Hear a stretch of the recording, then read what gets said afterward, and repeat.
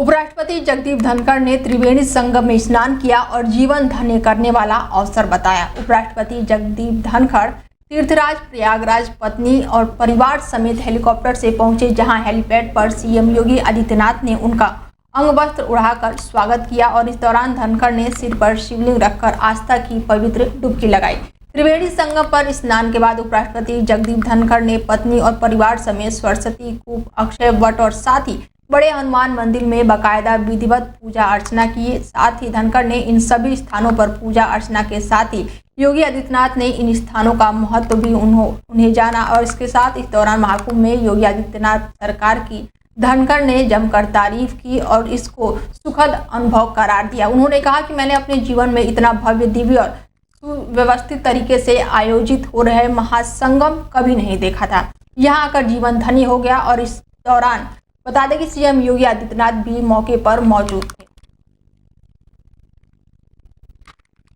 समाधान दिवस पे पहुंचे जिलाधिकारी घनश्याम मीणा और साथ ही पुलिस अधीक्षक दीक्षा शर्मा। बता दें कि डीएम और साथ ही एसपी ने फरियादियों से समस्याएं सुनी और फरियादियों की समस्याएं सुनकर निस्तारण के लिए तत्काल निर्देश दिया।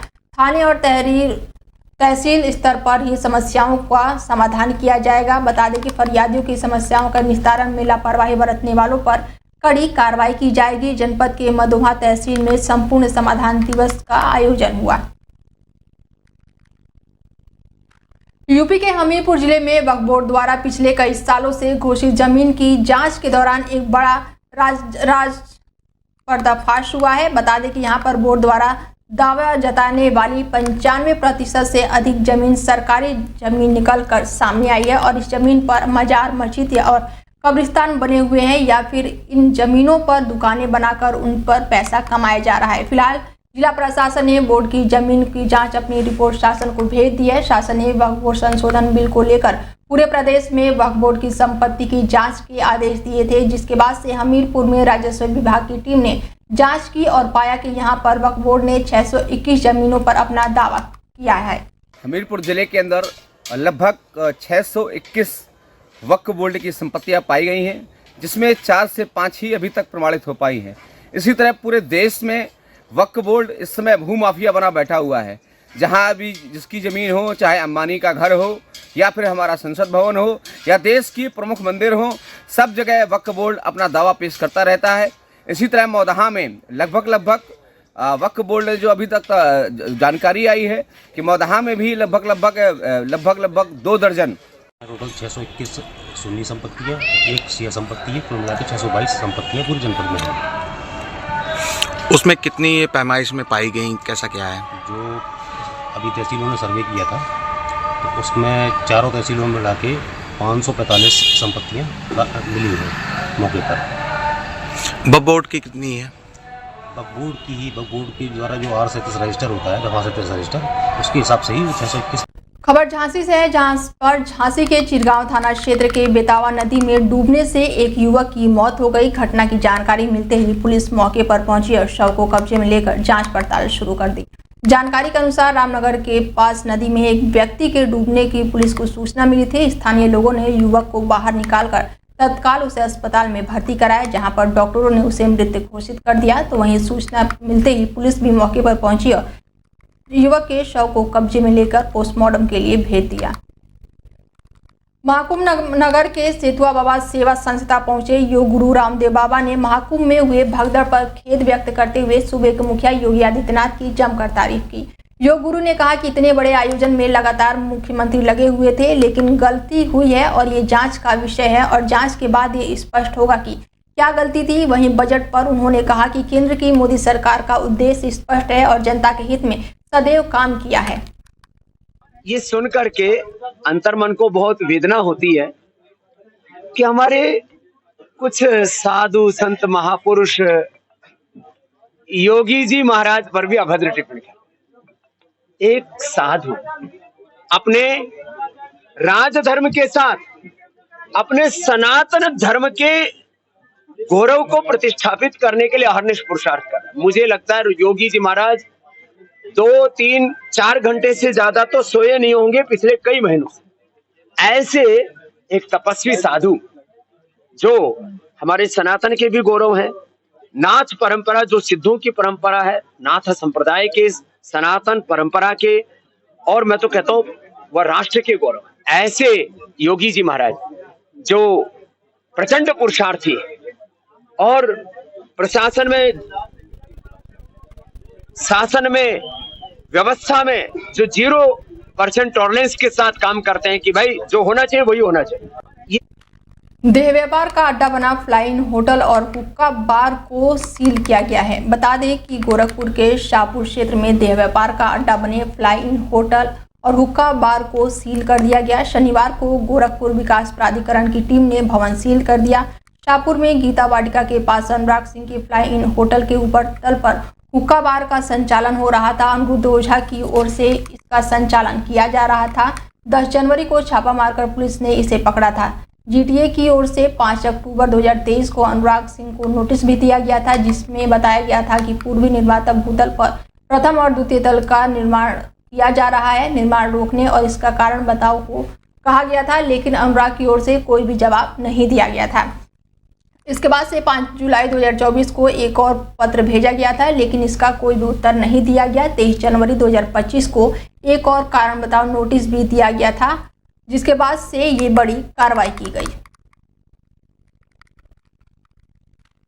खबर झांसी से है, जहां पर चोरी में नाकाम होते देख अधेड़ व्यक्ति ने दुकान में लगे सीसीटीवी कैमरा लेकर मौके से फरार हो गया। वहीं पूरी घटना सीसीटीवी कैमरे में कैद हो गई है। दरअसल झांसी के समर्थ रोड नगर के पास की ये घटना बताई जा रही है, जहां पर ओम साईनाथ वस्त्रालय का मालिक उस समय घबरा गया जब दुकान पर कार्य कर रहे लड़के ने दुकान का एक कैमरा गायब होने की खबर दी। खबर मिलते ही दुकान मालिक द्वारा सीसीटीवी फुटेज खंगाला गया, जिसमें एक अधेड़ व्यक्ति सीढ़ियों से नीचे उतरता हुआ दिखाई दे रहा है और दुकान में लगे ताला पकड़कर तोड़ने की कोशिश करता हुआ नजर आ रहा है। हालांकि दुकान मालिक द्वारा लिखा गया है कि शिकायती पत्र में उन्होंने न्याय की गुहार लगाई है। शिकायती पत्र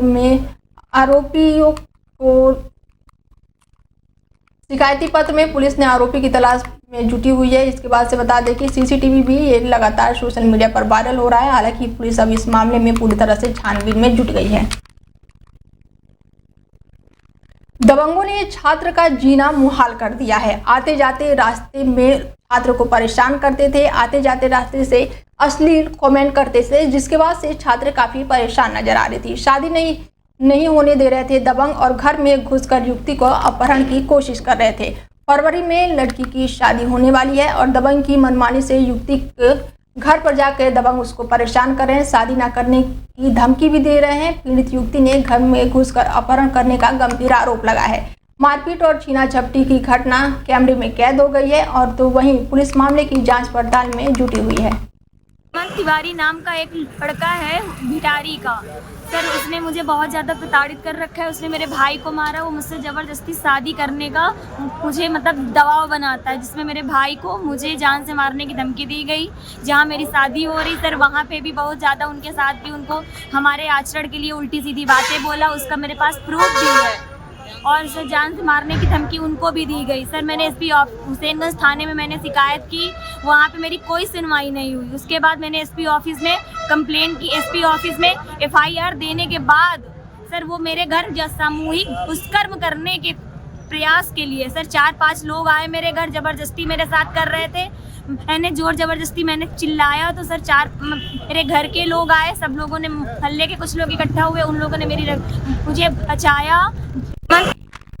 फतेहपुर में दिव्यांग बच्चों ने दिखाया है अपने प्रतिभा का हुनर। बता दें कि बच्चों ने सांस्कृतिक कार्यक्रम के जरिए समा बांधा। जिलाधिकारी रविंद्र सिंह पहुंचकर वहां पर बच्चों का मनोबल बढ़ाया। दिव्यांग बच्चों को बनाया गया प्रोजेक्ट डीएम ने काफी उसकी सराहना की। भावना दिव्यांग स्कूल की तरफ से आयोजित किया गया था ये कार्यक्रम।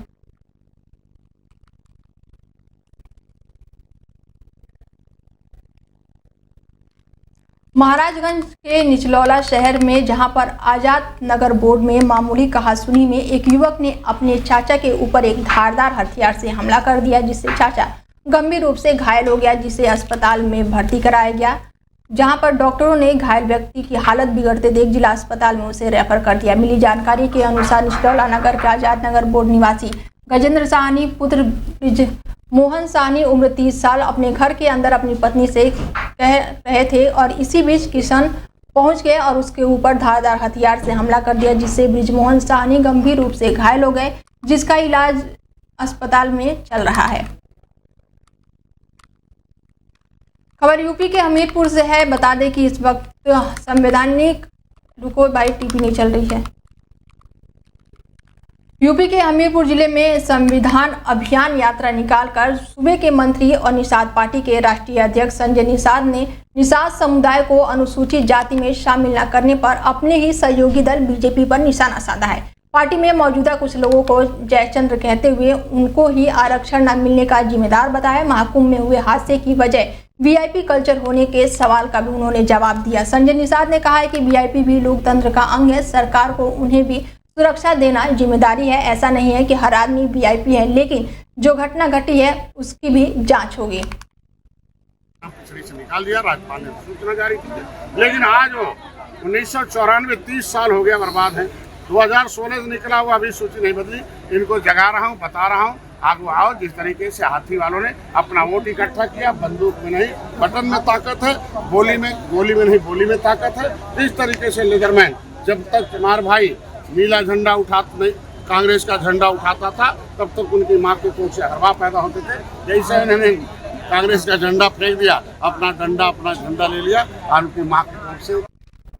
खबर फतेहपुर से है, जहां पर चलती बाइक से स्टंट और हुटिंग करने का मामला सामने आया है। पुलिस ने 3 बाइक सवारों को गिरफ्तार किया है और इसके साथ ही बाइकों को सीज भी कर दिया है। एंटी रोमियो अभियान के तहत पुलिस ने 3 बाइक के साथ 4 को दमबोच लिया है। चलती बाइक से स्टंट और हुटिंग करते थे ये युवक। पुलिस ने तीनों ही बाइकों को सीज कर दिया है। बता दें कि पुलिस की कार्रवाई से क्षेत्र में हड़कंप मचा हुआ है और दहशत में स्टंटबाज है।